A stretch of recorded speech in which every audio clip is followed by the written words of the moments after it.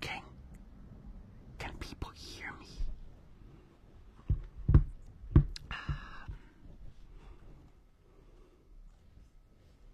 Sign into chat? I've got to sign into my own chat? This is shocking. Sign into chat, okay? Inside Streamlabs. Wow, okay. Yeah. Okay, got it. No, yes, okay, got it. There you go. I'm going in. I'm going live. Here I am live. Janelle, how are you? We're going to talk about horror. Just in time for horror. Organic nut. Do I have to whisper the entire time? Or do I have to talk like this the entire time? I don't know. What is happening? It's a horror fest. It's almost Halloween. Halloween's coming. And I wanted to talk about horror. I found myself discussing it a lot with people recently. And I just wanted to have a little chat about horror. And I thought, what better way to do it than under a blanket with a light? You know, I'm so scared. You know. Hello, everybody. How is everybody? Garage not good enough? Now the garden tent? No, I'm in the garage, but I've made my own tent. I figured I'd need my own little fort to talk about horror. Welcome, everybody. It's time to talk about the terrors of the night. But first, I'm going to sip my tea.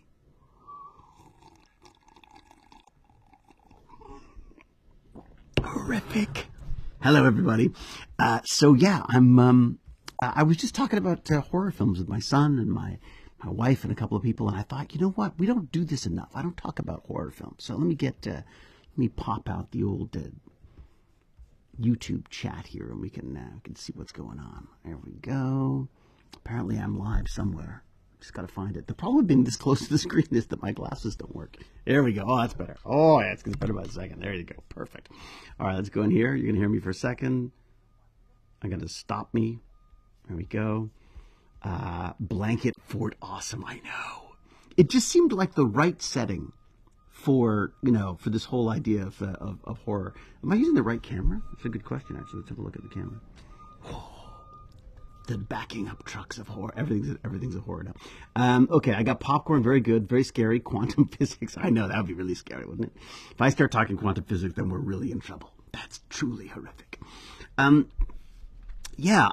It's funny. Lance Gimpy G mentioned to me the other day that he'd seen this film Humane, and that he'd enjoyed it. And of course, I haven't actually seen it yet, but I was like, what else? What other good horror movies are there out there? I mean, I've always loved the idea of the mix of sci-fi and horror. In fact, I even tried to do it I even tried to make one. It was a bit of a disaster, but it's something that's always sort of intrigued me. The idea that you can, that horror in space just seems like a wonderful kind of a thing to explore. I always tend to go gruesome when I can, Let's see if I can find these movies. So there's a couple I wanted to mention. There's one that stands out to me that is like my all-time favorite. It's like ever since I was a kid, I've been haunted by this movie.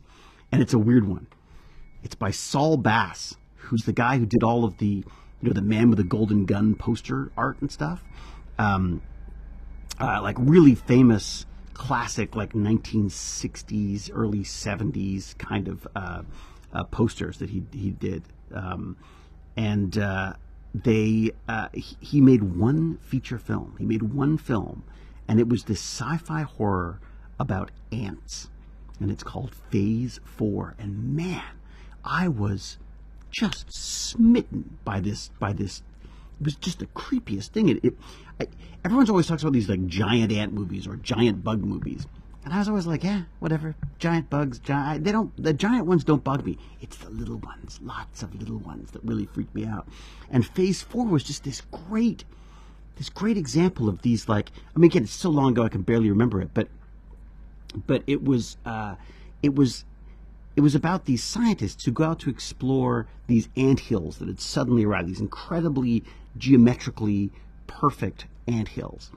And they go out to this place and they start exploring, and they discover that these ants are like, they're almost like an alien. They may even be an alien species. I can't remember, but they're basically hyper intelligent ants. and they just run just destroy these scientists and their labs and everything, but not in a kind of a mass seething way. It's things like, one of them would work their way into the electronics and then step across a wire and short circuit something so that the scientists couldn't use it anymore. And for some reason, when people got stung by them, they tend to get a little crazy and mad too. So there's a lot of stuff going on, but it was so beautifully filmed, and this was long before CG or any of this kind of stuff. So the thing that so got me was that this guy Saul Bass got an entomologist, like an ant expert, to do all of the ant work for him. Now, again, hopefully I've got this right. This was, again, it's a long time ago that I saw this film. And I'm sorry, I've got a truck that's decided to park beside my garage now, because that's what trucks do in alleyways. Wait till they start backing up again. But this thing, by getting this entomologist to shoot the stuff, he basically said, "Here, go film some stuff. Here's the script. See what you can do." And this filmmaker, this sort of nature photographer, went and would do things like literally glue things to the top of the ants' heads and trick them into doing these different moves or repeating moves or just doing the things in the script. But as a result, all this beautiful macro ant photography is in this film. And it just, oh my God, as a kid, I was completely blown away by this. I was like, this is the way to make movies. This is the cool stuff. The giant spiders, giant ants, they all just looked silly and rubbery and stuff. But the little ones that could get anywhere and you wouldn't even know, those were the ones that freaked me out. Blanket Fort story, it's true. Lance, you said, so Humane was the movie I recommended. Yeah, exactly, Lance, as I was telling them. That's done by another Cronenberg, actually. That's a Cronenberg daughter who made that film. Cronenberg's son made another film that I really enjoyed, which is actually a sci-fi horror called Possessor. And Possessor is this freaking weird, like totally strange concept. But the idea is basically that you can take over people's bodies and minds and use them to assassinate people. So basically there was like this elite team that sort of got into people's heads and got them to kill people that they wouldn't, normally kill, as one normally wouldn't kill. I'm going to sneeze now because this blanket is dusty. Hey, the horror. It's not horror. So Possessor was another really, really interesting one where they basically took this concept and just ran with it in a very Cronenberg way, very sort of body horror, lots of blood and gore and a bit of sexy stuff. And, it took itself very, very seriously, but it was a really interestingly made film. And if you want to see a crazy fun sort of sci-fi, bizarre, weird, gory kind of thing, but with a real sort of brain behind it, I would definitely check out Possessor as well. Not to put it on the same level as Phase 4. Phase 4 was so weird. At the end of it, like the male and female lead end up like naked in an ant colony with like crystals and stuff. Like it's so 60s, 70s spacey crap, like nothing I would normally like, but it was just something about those ants and the ants being in the electronics and stuff. And I remember it made me want to look up about ants, and I found out that they think ants might actually be attracted to the electronics in electricity and things, and that might be why they will actually they'll actually seek out electrical electronics and stuff.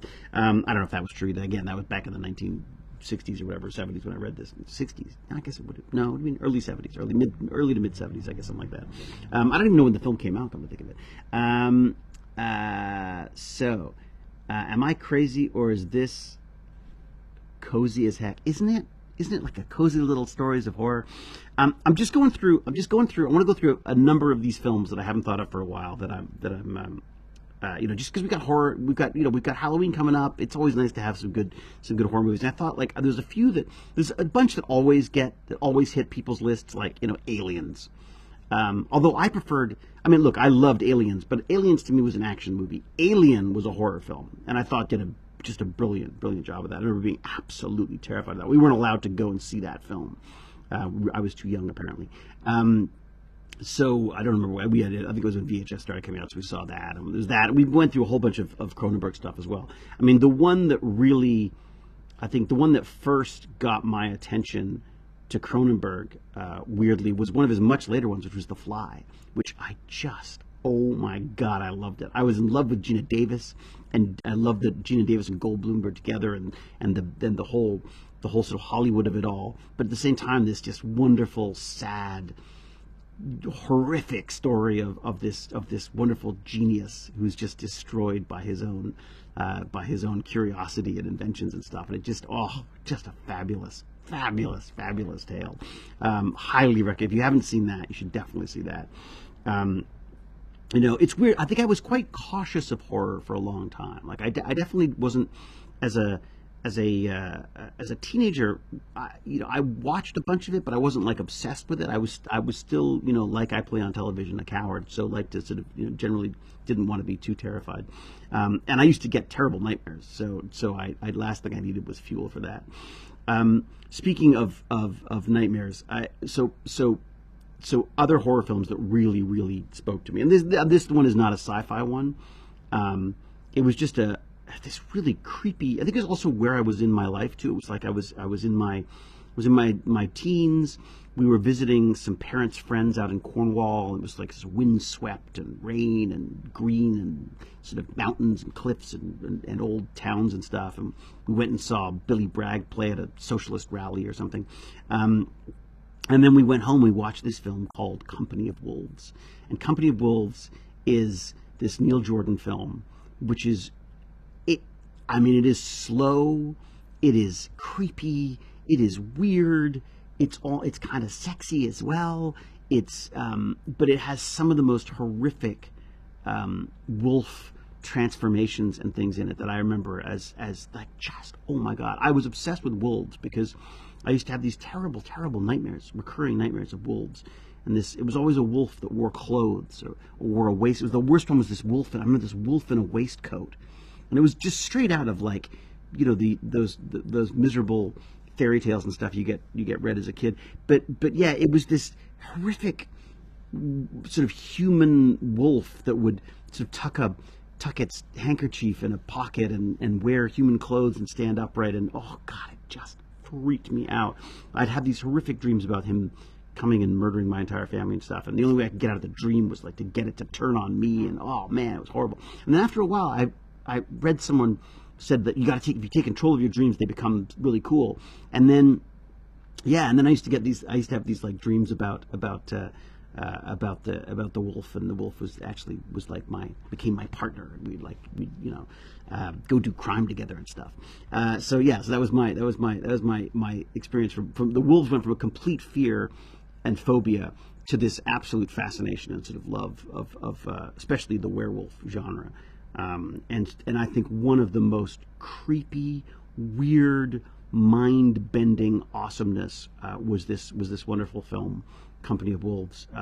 The other one, strangely, Robert Picardo was in.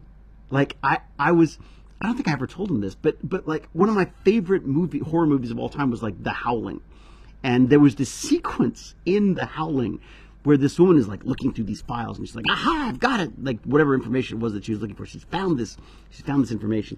And then as she pulls up the paper, this wolf claw comes in and just plucks the paper from her hand, and the camera pans up, and you see this horrific slavering beast, which was, it turns out, Robert Picardo. Back when he had hair and stuff. Anyway, so The Howling, another amazing film. There was always this weird, I guess it's just a part of the whole werewolf lore, this weird mix of sort of sexuality and transformation, and it just it's just another magnificent film, The Howling, which is unfortunately, like every 70s film, it had to sort of start with or 70s or 80s films always had to start with like a horrific rape or some kind of an assault on a woman of some sort. But the once you get past all that horrible 80s stuff, the concept of going to this small town and this relationship breaking up and this weird lure of these wolf-like inhabitants. Oh God, it's just freaking great. All right, as you're doing horror film today, yes, Sarah, we are indeed. The Howling is delightful, isn't it? I've just got here. Hello, David. Hello, Paul. Hello, Tombstone Vulture Command. Wow, strange Star Trek episode where interdimensional humanoid entities consume human souls from the past. There was a phase shift involved. This is pure horrific sci-fi to me. Oh, wow, I didn't see that one. Have to check that one out. Organic Recreations. What's going on here? What we got here? Elizabeth Z. Not crazy. It's like a virtual sleepover. It is like a virtual sleepover, isn't it? I didn't think of it that way. We should do that. Do virtual sleep. I'll start doing like virtual sleepovers, and we'll just talk about horror the entire time. Let me pop over to the Google, not the Google, to the Google. Let me pop out to the Google. Let me go and check out the chat section of YouTube here. Popping it out. Here we go. How's it all sounding to everyone, by the way? Is it actually working in both streams right now? It is like this Halloween slumber party. We should totally do a Halloween slumber party. I have to check on that too. All right, so horror movies. What else we got? Sounds good and cozy. Let's go to check out this. Oh, that is. Wait a sec. Is that the one, or is that the Twitch chat? Oh, I'm not getting the Twitch chat. Ooh. Which is that one? Which would I want to know what movies we got here. It's so weird not having, Agne or Cal here to help me out with the chat. I've got to actually do my scrolling to find out. If you love aliens, I really recommend Alien Isolation Game. It's VR. It's quite scary. So you know what's scary about that? I'll puke everywhere. I can't do VR. Can't do it. A friend and I have been conspiring to inflict our discord with 80s schlock, and I'm having so much fun teaching him about my childhood movie habits. Oh my God, there were some amazing ones. God, The Thing. Oh my, like actually, it's funny. I watched the 80 something, 78, 87, something like that. The Carpenter Thing, which is magnificent, is an absolute horrific masterpiece. Talk about dogs. There's a great dog sequence in that too. I loved it so much. I went back and I watched like the old black and white one, which was completely different. And as a teenager, a huge letdown. But the snappy dialogue of it, the concept of like you don't know who is the villain, who's not, just a great thing. It was one of the things I loved about Battlestar when was trying to figure out who was in fact a Cylon. So pretty fly for a beige guy. That's me. Now wait a second. It's possible I'm not getting. If I go to multi-stream, nope. Stream chat. Is it different if I go to that one? I'm only seeing the YouTube chat. So unless, is this the multi-stream one? Are we seeing this one? The thing was great. Watch the movie around COVID-19 paranoia time. It's so true. I'm going to decorate for Halloween tomorrow. David, do the Hewlett's decorate for the season? No, we usually do last minute. A lot of really last minute Halloween decorations. I'd like to. There's a couple of Wexter's got a couple of great Halloween 3D prints that I think I should probably consider doing. Event Horizon, yes, interesting. Boothroyd 2187. I would have to say I loved Event Horizon because again it played with that. It had that kind of it had that wonderful sort of almost, oh God, it's like a gritty sci-fi concept to it. I loved the idea that by traveling through space at faster than light travel and stuff, you were somehow unraveling something horrible, including your mind in the process. And of course, Sam Neill's fantastic in it. I also just love that huge mechanical machine room that they had in that. Event Horizon, I would definitely say thumbs up for me. Again, the ending of all horror films is always difficult. It's always really tough to end a horror film. Actually, the end of The Howling was good. I remember that one. And I mean, Phase 4 was just so weird that you're like, what am I watching? Why are they naked and why they're... Yeah, it was very weird. Event Horizon was a fun movie. I just didn't appreciate the noisy jump scares in the cinema. Black Hole. Yeah, Other Dimensions. There you go. Grim Dark. Oh, I like that. That's a good way of putting it. Event Horizon married sci-fi and goth horror really well. Yeah, very much so. Like it had a, God, what was the one about the box? Gee, I can't believe I've forgotten this name. Oh, for God's sake. Someone will get it for me. The one about the horror box that opens up and then you bring in the whatever, the xenophites or whatever show up and start tearing you apart. Hellraiser, thank you. God, I am just like, you know what the real horror is? I am just, my little brain just cannot hold names anymore. It's given up. And you are my brain now. You are my collective brain.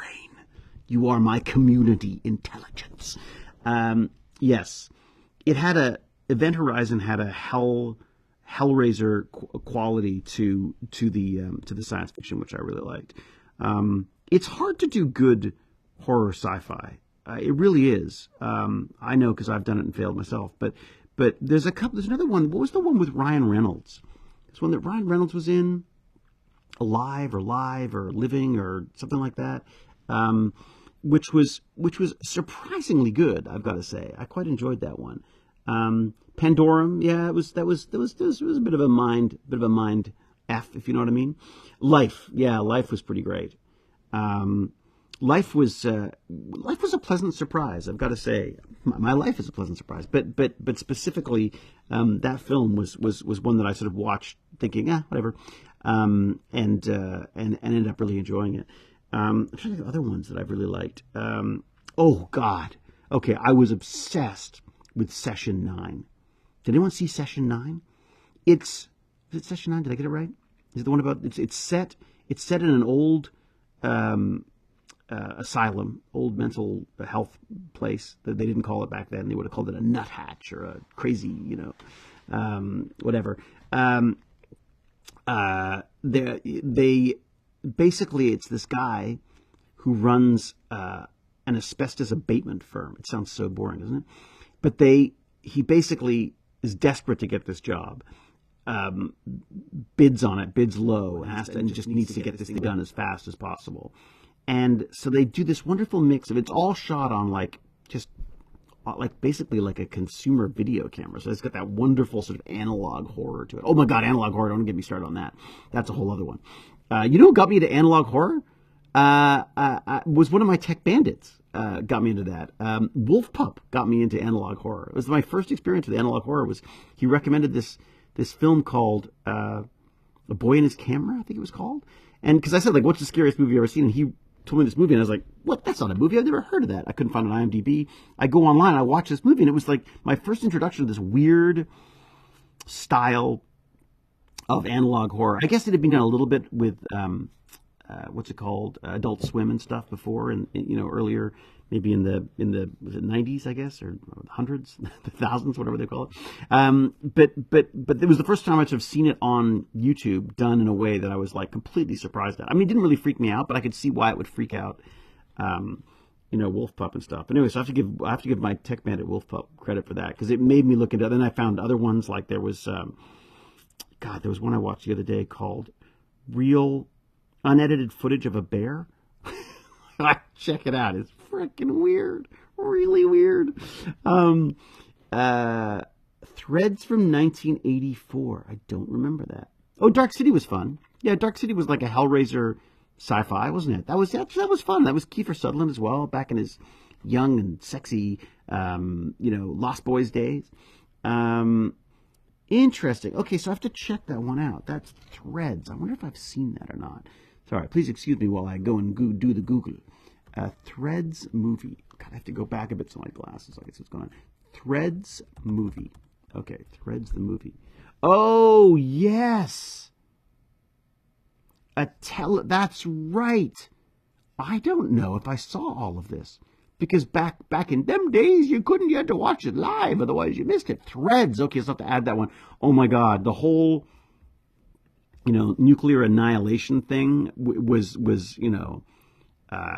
huge back with me growing up. That was always the horror, the idea of getting irradiated and dying slowly and all that horrible stuff. And great, and now we're closer than ever. Yay, horror! So Threads. Okay, so I'll check that one out. Thank you.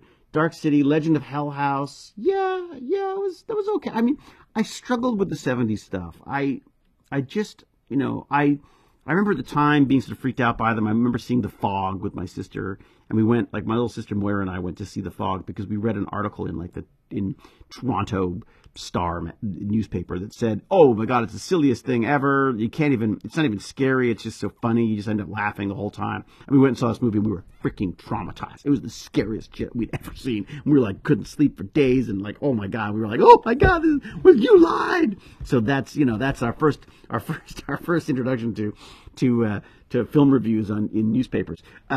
Yeah, so the Fog. I remember really enjoying the Fog too. Although it was just it's crazy. Yeah, The Day After. Yeah, there was also Night of the Comet. Was another one that was interesting. But let me go back to the ones that. So I'm trying to find the ones that really stood out to me, like that were like seminal horror for me. And this Session 9 was definitely one of them, because it tied together these amazing elements of that horrible analog video look, where what got lost in the video stuff was as could be potential horror there all the time. And also because it was set in this hospital, you had the whole hospital element, this whole sort of like crazy old people, that used to be there, and finding all these old tapes and listening to these old tapes. There was a guy who was in there listening to these old tapes that they discovered, and slowly working through them all as the film progressed, and it just got creepier and creepier. But the real horror there, and this is the key to good horror, and Stephen King does this so well, is that it's this guy who is underbid on this job, and so they're racing to get it done, but it's asbestos. It's asbestos abatement. So there's this wonderful scene where this guy goes like, "Here's why you wear the mask, because one little tiny microscopic part, like thread of this stuff, gets in your lungs, and it balls up like a pearl and turns into cancer and kills you." And basically so the whole movie, every mote of dust you see in the process, just oh my God, it would freak you out. So anyway, so Session 9, absolutely, highly recommend that one. Also, just some brilliant acting. I can't remember the name of the guy who played the asbestos, the guy in charge of this project. I want to say Mull something or another. Look him up; he's amazing. The performance was just absolutely brilliant. And again, like I say with the Stephen King stuff, it's that, it's like The Shining. The Shining, the horror of The Shining, well, certainly from the book's perspective, was that this breakdown between the father and the husband, with the wife and the son, how his drinking had torn this family apart, and the paranoia and the guilt and oh God, it was just awful. It was awful. I quit drinking for years after that. Baz was about to be born. I read The Road, another horrific sci-fi. Oh God, terrible. I didn't love it, but it was just a horrific tale of almost surviving in a post-apocalyptic world. I don't remember loving the movie, but it was Viggo Mortensen and stuff, I think was in that. But the book was, oh man, it was a grim read. I read that and The Shining before my son was born, so he was destined to love horror. And I've said this before, but horror for me is the one genre that still surprises me. Right? It's the one that I still don't know who's going to live, who's going to die. I mean, in a horror film, a big movie star could die in the first 2 minutes. Like in like Drew Barrymore in Scream and stuff. Like it could just totally f's with the Hollywood, the concept of stars and you just, it's so much fun.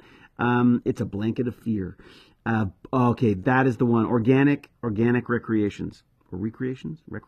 Organic recreations has hit it. This is another one that freaked me out. And get this. I first saw this movie, and when I say saw this movie, in a photo novel.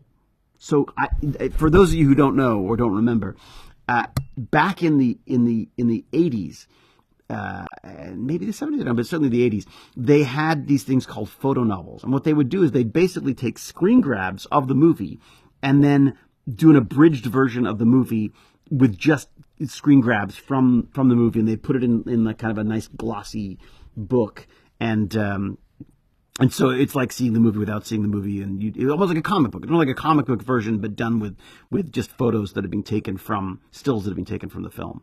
And so the first time I ever saw Invasion of the Body Snatchers, the 1980s version or 70s version, can't remember now. The first time I ever saw that, it was in a photo novel format, and that freaked me out. Just the freaking photo novel freaked me out. I wasn't allowed to go and see it in theaters because I wasn't old enough. And eventually I watched that movie, and again, just horrific. Like that wonderful, like it was the Thing like special effects and these pod people and let's face it, Donald Sutherland was just creepy no matter what. Like no matter what he did, that guy had a weird creepy quality to him. There was another one he had, Don't Look Now, an old movie that he did, which was just, to be honest, I didn't like that movie that much. But my mom was freaked out by it. She used to tell me about this, Don't Look Now, and she would explain the whole. My mom would see horror films and then come home and tell us the entire story, and just totally freak us out. And I think it was, looking back now, I think it was probably, I have to ask her about this, but I think it was probably because she was scared by them. She wanted to share them with somebody. Because somehow, like, sharing your fear somehow mitigates it somehow in a way that you, that's, and I remember that with my sisters, where they'd be like, don't tell me. I'd be like, my bloody Valentine, let me tell you the story of my bloody Valentine. And freak them out that way. What else we got? The end was just intense. Yes. I think I watched E.T. that way before the movie came out. Yeah, in a photo novel. Yeah, there was an E.T. There was definitely, and there was I also had a Close Encounters of the Third Kind. I had a photo novel of that too. My tea's getting cold.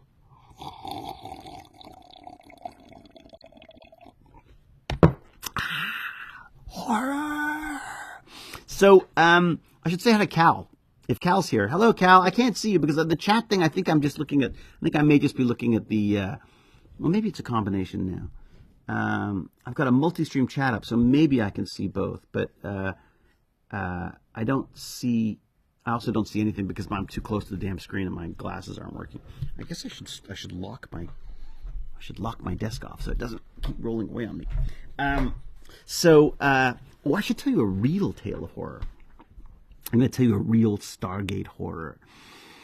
This was back in the probably the second or third season of Stargate, and Jane and I had bought this house in Point Roberts, and Point Roberts is this odd little bit of land that sticks out across the border. It's basically America, but you have to go through Canada to get to it. Anyways, fabulous place, amazing people. I just freaking loved it there, but definitely cut off. It's a bit like being in Australia, only in Canada, or America, depending on how you look at it. But it's part of Washington State, and it's just like a geographical and political anomaly, just a weird little place. Anyways, we bought this house.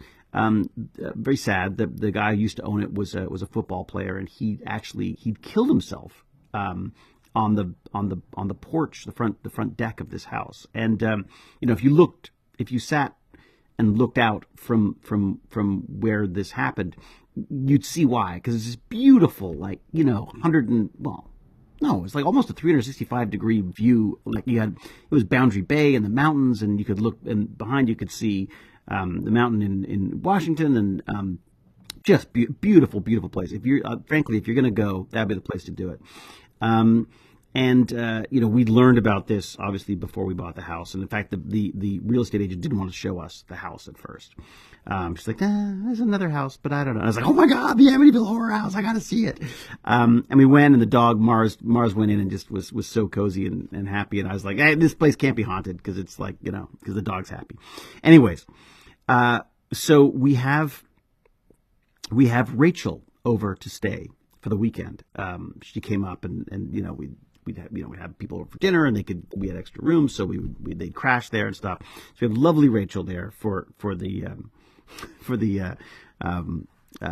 of our first guests, and at like 4 a.m. It's like 4 or 5 a.m. But like somewhere between 4 and 5 a.m. Which was when apparently this guy killed himself. All of the doors in our house slammed shut. In the middle of the night, we're all fast asleep, and all of a sudden, bang, bang, bang, bang, bang, bang, bang, bang. Totally freaked me out. I'm like, oh my God. But I'm like, okay, critical thinking. There's got to be a reason for this. I'm like, yes, it's haunted. But no, it turned out that when Rachel was visiting, we opened a window to sort of just air, so there was like a nice airflow for her in the room that wasn't used a lot. So we'd open this window, and when that window was open, as the sun started to just crest it over the mountains and started warming up Boundary Bay, this breeze would come up the hill and would slam all the doors if they were open and this window was open. So so we figured that out. But oh my God, we were freaked out for a bit. The worst one, the absolute most terrifying experience, I think, of my life, where all supernatural things were like, I was like, oh my God, I may be a believer. And quickly dashed, of course, because I'm a freaking scientist. I'm not, but I play one on TV. But I'm also a coward, though, and I play that very well on TV as well. So it was a dark and stormy night, and we'd gone to sleep, and the wind's howling, and the rain is hammering down. It's like hail, and it was just miserable, wonderful, cozy weather. You know what I mean? We had fireplaces. Oh, fantastic. The middle of the night, again, like around 4 a.m. or so, not middle of the night, but like it's early dawn before the sun had come up, and the storm's raging outside, and suddenly there's this almighty smash, like the whole house shook with the force of like it's like someone had punched this. It's like a god had punched the side of the house, and so I'm like up, like, oh my God, and I like jump out of bed, and I slam open the door, and I step into the living room. And I should explain the setup. There was like this living room, and it was surrounded by a deck on all sides with these wonderful big glass doors, and there is one of these glass doors. There was this white form, like literally looked like a ghost out of a freaking old movie, like just this flowing shape flapping away in behind the glass of this door, and it took me a good minute to just get my bearings and figure out what was going on.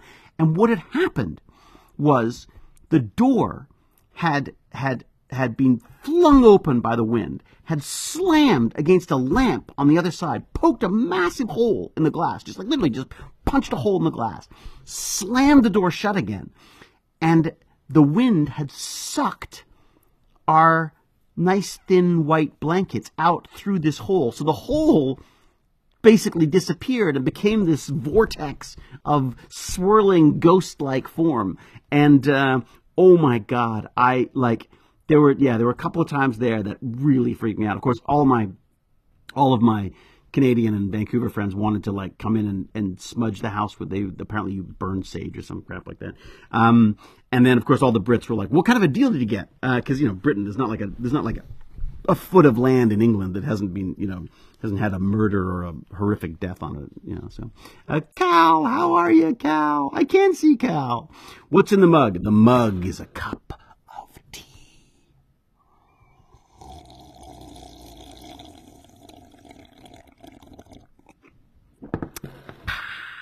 I like this horror stuff. We got to do more horror stuff. I couldn't sleep for a week after watching My Bloody Valentine. Oh my God, Xenos, that was another one. That was another one I thought it had like these terrible reviews. It was going to be like, it's so stupid. But the kids will like it. All of those ones, Halloweens, all those ones freak me out. I'm just trying to think of like other ones that were huge for me, that really, really sort of stuck with me. Okay. Oh, I've got one for you. I don't know the name of this movie. But I saw a trailer for it. And I think I've got it linked to Herbie the Love Bug in my head. But I think before Herbie the Love Bug, they had a trailer for this horror movie. And I don't know what it is. I've tried everything to find it. I cannot find it. I literally went through like horror movies of the 70s and 80s looking for anything that could possibly relate. There was one that might. I can't remember what it is, but if anyone's got the answer to this, will be forever in your nightmares. Here's the premise. Basically, it was this guy who lived in a house, like a younger guy who lived in the house, and for some reason he had this woman trapped in the room with him, and she couldn't get out, and she was trying to get out through the door, but the door was this weird rotating wall. And so she'd smash something against it, and it would shatter, but the wall would be this weird, almost like mechanical wall that was stopping her from getting out. And it said something about, like, you know, if he doesn't want you to leave, you're never going to leave. I mean, it was something along those lines, but it was this, it freaked me out. But I so was dying to see this movie, but I never found out what the name of the movie was. Does anyone have any suggestions? That's what it was. She was on his, what was this? What's going on? We are sharing crazy. I'll say we're sharing crazy horror. But I cannot find the movie. I feel like it must have been a movie, like one of those movies about, like, you know, the kid with special powers who can do stuff that you know. But I've yet to find it, and I couldn't find. I looked for trailers all over the place, trying to find the right trailer, but I can't find that either. So if anyone gets an idea of what it could be, then do let me know, because I damned if I can find it. So. Oh, I was just thinking of another one now. Was another one? So there was that. The psychic one. Oh, that was another one. Oh my God. Okay, the Medusa touch. Remember that? Did anyone remember that movie? Who was it? I think it was. Who the very famous actor? I want to say Charlton Heston, but it wasn't Charlton Heston.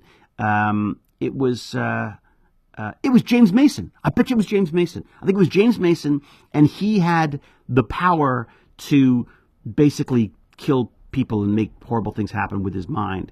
And oh my God, that one freaked me out. And he was gonna F with the moon launch or something. Oh my God, that one totally freaked me out. There was a wind-up old-style clock in the front room, and one night it chimed 13 at midnight. Ooh. See, if I was a clockmaker, I would just build that into F with people. That's what I would do. I would just, like, you know, just make sure that it would just, every clock and watch, whatever I had, would just, like, you know, randomly start, you know, chiming 13. All right. I'd be out. Awesome thrill, though. Anyway, so, all right. So we're looking for that movie about, God, I wish I could think of what it was. Yeah, Medusa Touch, definitely got to see that one. Other ones that were huge for me. I used to read Fangoria magazine, and a film that I've yet to see. Oh boy, look at that! Deb, they got the phones are ringing. The phones are ringing. Oh my God, it's Riverdale. It's the horrors of Riverdale. Anyways, I love today's stream. Oh, good. Hand your better be Yorkshire tea. No, old get what games. It's not Yorkshire tea. It's it is Yorkshire Gold. What am I saying? It's Yorkshire Gold. It is Yorkshire Gold. It's literally what we're doing. I was thinking we had the what is it? God, what is the other one we get? Oh yeah, it was Sainsbury's Red Label. That's usually what we would go for. But now we've moved to this Yorkshire Gold, and it's very good. Cheesegate and Scary Under the Blanket with Chats. Oh my God, Cheesegate. We should totally do Cheesegate too. Killer Cars. I never got into Killer Cars. I did see. Remember the one about the truck?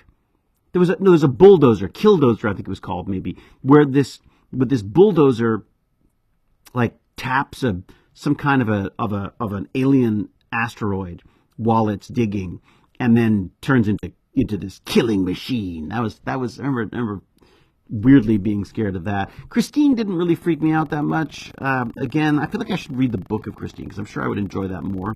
Again, Stephen King stuff is always better in book format. I mean, they always end up with everyone on fire at the end. Carrie, oh my God, remember Carrie? That was a pretty freaky one too. That was really creepy. Yeah, there was a lot of these weird. There's a lot of these old, like, sort of satanic panic kind of stuff, like pre-satanic panic, but these, you know, like the Wicker Man. Oh my God, that freaked me out. Not the new one. Not the new ones is so stupid. But the original Wicker Man is just terrifying. Again, that weird mix of, like, sexuality and evil, and oh, fantastic stuff. I'm trying to think of any other big ones that really stuck with me over the years. I'd keep coming back to. I mean, Doctor Who obviously there was plenty of horror in Doctor Who. I used to love that stuff, but we weren't really allowed to see horror because, of course, I would watch these films and then get totally freaked out. I mean, I watched Ben. I don't know how old I was. Well, I know I do. I must have been like I must have been like 6 or 7 years old. And I was admitted to hospital. I had got pneumonia and asthma and at the same time or something. And I had this, I remember thinking like, why is everyone making such a big fuss? But I was like, I was just having a little trouble breathing, I thought. And I was having a little trouble breathing in that I was dying. So I was rushed to the hospital with an oxygen mask and stuff. And I spent a long time in sick kids. They basically saved my life. That's why we give them money every month. Because they saved the Stargate genius. It was a miserable time, I've got to say. No offense to the hospital, but my God, it was horrible. And my parents were so worried about me, they actually bought me presents. I never got random presents from my dad, because he didn't have any money. He had like freaking 4 kids anyways. But I got a couple of presents, and one of them was this G.I. Joe with the action grip, and it also had an eagle attached to it, and the kid beside me, in the bed beside me, stole it from a kid with an oxygen mask. That's a horror story right there. So that went missing. But at night they would just leave the TV on, right? The TV would be on in the room with everyone, and one night Ben was on the movie about the rats, and oh my God, I loved that, but I probably did myself irreparable damage because I would not go to the bathroom. I needed to go to the bathroom that whole night, and I was like, I am not going to the bathroom. There's no way I'm going down hospital hallways at night by myself. Forget about it. So, that was it. That freaked me out. Richard Burton, that's it. Richard Burton. Oh my God, he was freaking awesome in Medusa Touch. Oh, Richard Burton. He had a wonderful voice. And he was just a miserable man. I mean, I don't know if he was a miserable man, but he was miserable in that movie. He was just, oh God, he was brilliant. You talk about other ones. George C. Scott in The Changeling. That's another one that's pretty freaking freaky, man. That messed me up too. That's another really, really, really creepy one. I can't. I'm sure. Look, I'm sure I will come up with a million more once I've actually, now that we've actually had this chat, and then we'll have another chat like this because of that. Maybe we'll have a few of these leading up to Halloween because I enjoy it so much. But you should definitely, I would say, let's compile a list. That'd be fun. I might even do that. I might even do, the Dead Zone. John D. Xenos Genius. Yes, the Dead Zone. Oh my God. It's, and we're living in the Dead Zone now. Because, there's people like trying to assassinate possible presidents and stuff. Like the Dead Zone, I haven't seen the remake of it. And they made a series of it, I believe, as well. But, which I didn't see either. But my God, Christopher Walken as this guy who could just see into the future. And what are you going to do about it? What are you going to do about it? That's the question. How are we doing here? Okay. I shouldn't go more than an hour because I got to go and rescue my wife from her meetings. Maximum Overdrive. Yeah, I remember that. Yeah. Killdozer is funny as heck. Was it? I mean, Storm of the Century. Oh my God. My ex-wife was in the Storm of the Century. I never saw that. Dead Zone, Christopher Walken and Martin Sheen. Yeah, absolutely brilliant. Like, that film freaked me out. Oh my God, The Exorcist. The Exorcist movies. The Exorcist movies were, oh my God, those freaked me out. I don't know what it was about them. There was something about kids that are just freaking creepy. Creepy kids and dogs and people, weird nannies acting weird and stuff. Oh my God, it just totally freaked me out. Absolutely love it. And then there was, oh my God, remember the last one with Sam Neill? Ooh, yeah. That totally freaked me out. Swamp Thing. I loved Swamp Thing. One of my favorite comics of all time is Swamp Thing. I don't know what it is about it. There's just something wonderful about the idea of like a scientist who's basically assassinated in his lab and hurls his flaming body into the bog that surrounds this thing and becomes one with the vegetation. Oh my God. There was a thing that came out a little while ago that I just loved. That was it was basically a fungus funeral. So basically you get put in a box that's made out of like fungus or the spores or whatever. and so you just become you are consumed by the fungus. And I always thought there's something quite lovely about that, because the idea of being a part of the mycelium, by being a part of this massive, well, it's not vegetative, but this massive mycelial network. The idea that you could feed that and become, to me, that's like the closest to Swamp Thing I'm ever going to get. Oh, freaking love that. The remake of The House on the Left. Oh, it was really creepy, that one. Yeah, that was. I didn't like. I also, so weirdly, I didn't love the Texas Chainsaw Massacre either. I didn't really like the Psycho Killer ones. I just found them, they made me feel icky, if that makes sense. Like, I just don't, they felt a bit like, maybe it was an exploited feeling, or I don't know what it is. And I say that, believe me, I loved some of the hokiest, cheesiest stuff, but for some reason, those ones never really, I always left feeling dirty rather than scared, if that makes sense. I need a little bit of psychological horror, a little bit of, oh my God, I got one for you. I got a crazy one for you. What about Angel Heart? Who's seen Angel Heart? Back when Mickey Rourke was cool, instead of crazy. That movie, wow. I thought that was so, I watch it now. It seems silly, but I just thought that was so much fun. Robert De Niro, some people say the egg is a symbol for the soul. Would you like an egg, Harry? Yeah, just fantastic. Maybe not flesh-eating, psychically controlled rats. What? That's good. April Fool's Day. Oh, along those lines, the April Fool's Day stuff. Has anyone seen Freaky? You should definitely see Freaky. It's Vince Vaughn. It's basically Freaky Friday done as a slasher horror movie and a comedy, and it is one of the most charmingly beautiful horror, silly, fun, popcorny movies. Horror movies. I think you will absolutely love it.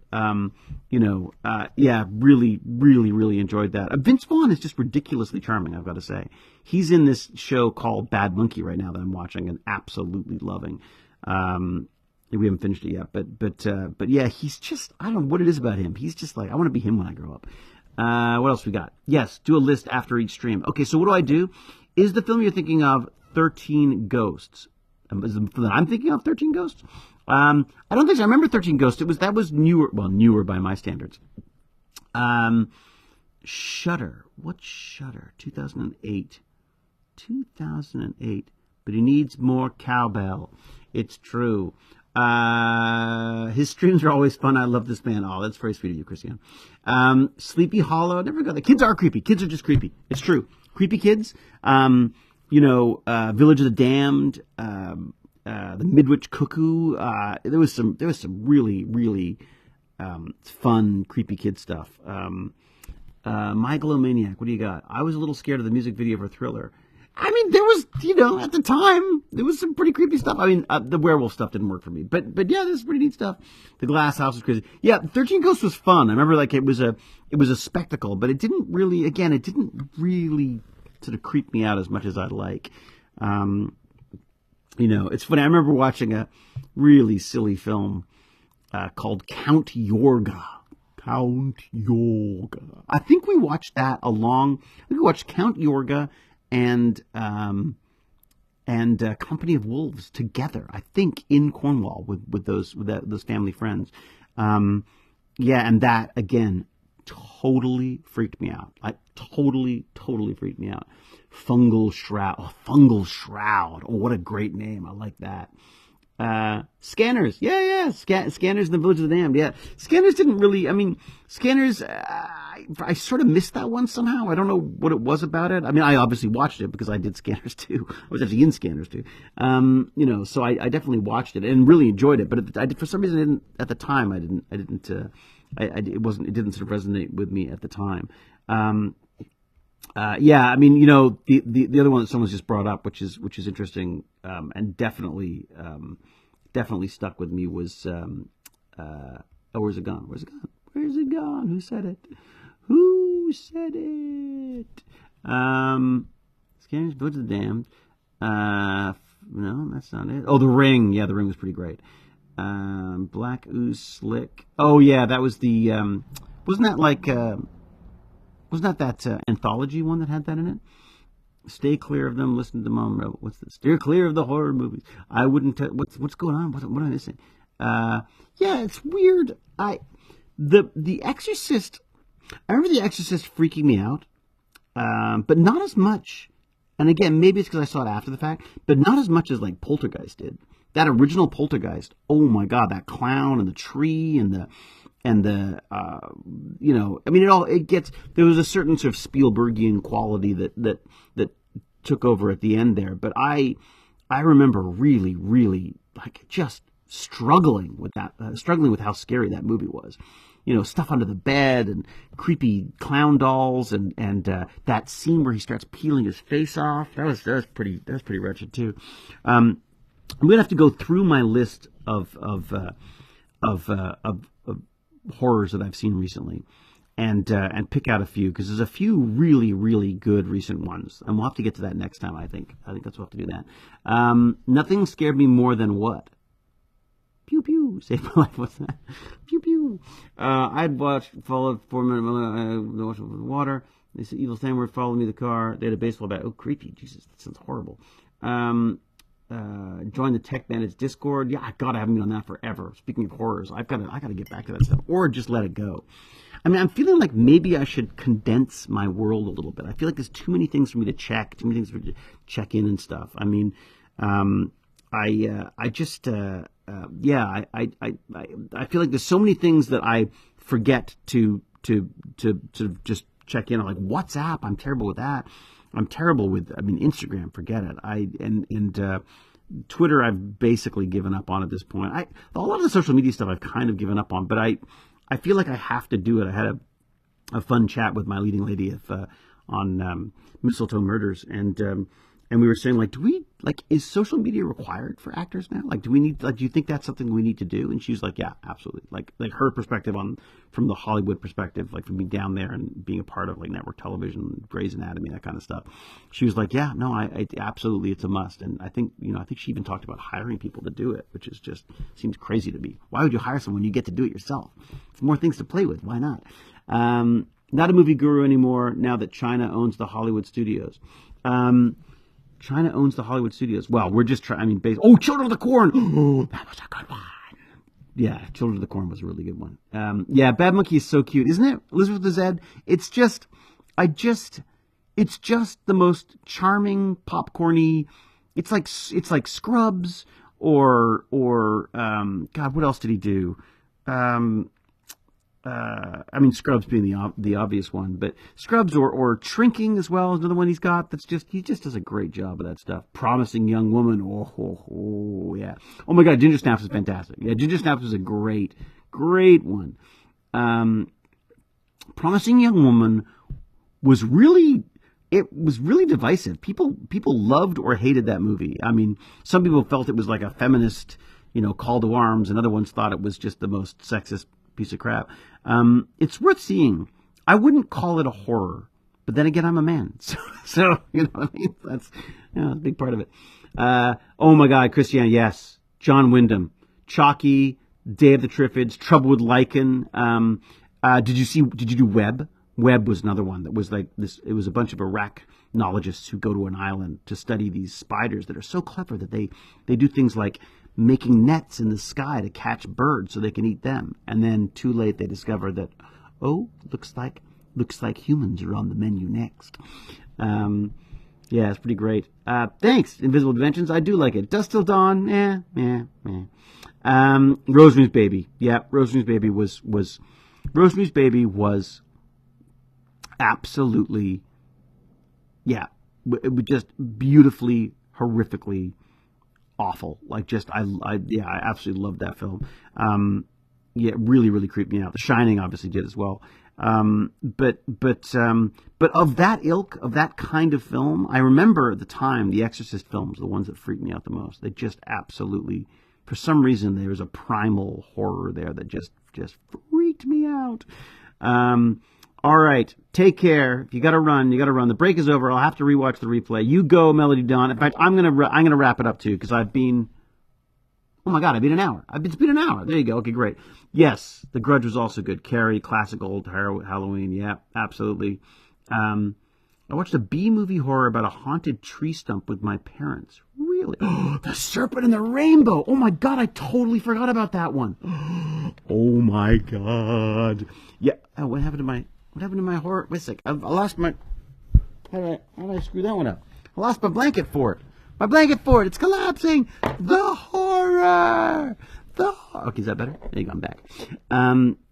So, yeah. The Serpent and the Rainbow. The Serpent and the Rainbow was this weird zombie tale. Was this story about this guy trying to get to the bottom of this so-called zombie thing. And oh my God, there is a sequence in that still makes me cross my legs. It is just wow. Just awful. I mean, wonderful film. I really enjoyed that one. The Grudge, yeah, The Grudge was good. A lot of is it J horror? Were they Japanese films or were they? I don't know where they were made, but there was like this J horror and K horror and all this kind of stuff, and I got into a bunch of those actually more recently than anything else. It wasn't something that I'd seen a lot of before, but in my quest to find new horror to watch, it's come up quite a bit. I'll tell you who's really good at doing horror is the Irish. The Irish Film Board makes a bunch of really fun, weird, creepy films. I keep stumbling onto ones that blow me away. I don't have the names of them, so I'm going to look them up. So here's what I'm going to do. It's been an hour. I'm going to wrap up because I'm going to go save my wife from her meetings. Is your school district 4 days a week? No, it's the full week. David Blue, how are you, my horrific friend? Welcome. So, have you been streaming, David? Did you drop in from the stream, or are you just hanging out? Today the teacher didn't even show up until 20 minutes in. What's going on? Oh, don't even start me. You want a horror story about education? Last night I watched my son's last vestige of interest in biology be completely crushed by an online biology teacher who couldn't figure out how to do freaking attendance, let alone teach the class. I mean, literally, he'd quit that class in about 10 minutes. Well, it wasn't 10 minutes. It's actually 40 minutes when she was still doing freaking attendance online. Like, oh my God, we've had strikes, we've had pandemics, we've had all sorts of online education and funding for all these kind of things. And we don't teach the teachers how to use the freaking software for streaming their classes. I mean, oh my God, I was so angry. I was going to actually tweet about it. That's how angry I was. But Baz asked me not to, because I guess, he didn't want to embarrass the teacher or whatever. But it was, I mean, talk about a horror film. Like, what the F? Why the hell are we not, we got teachers here who are, there's a thing called the Sunshine List. And it's like government officials who earn more than like $100,000 a year. And we got teachers who are on that list. They should get double that as far as I'm concerned. I mean, like, a good teacher is worth 50 times his or her weight in gold. Their weight in gold.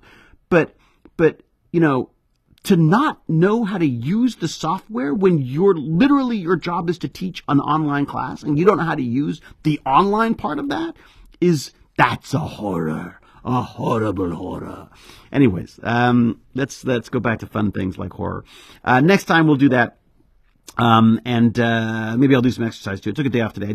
I was back on the erg, on the, what do I call it? It's the R2C2, the concepts rower. I was back on that yesterday, listening to some fun sort of side hustle YouTube video stuff. Not really doing some learning, more just the burning part. But it was fun anyways. This was lovely. This really, really enjoyed this. And thank you all for stopping by and joining me in the tent of horror. We're gonna do more of these. Let me know if I should do more of these. I think I should. I think even just leading up to Halloween, it might be kind of fun.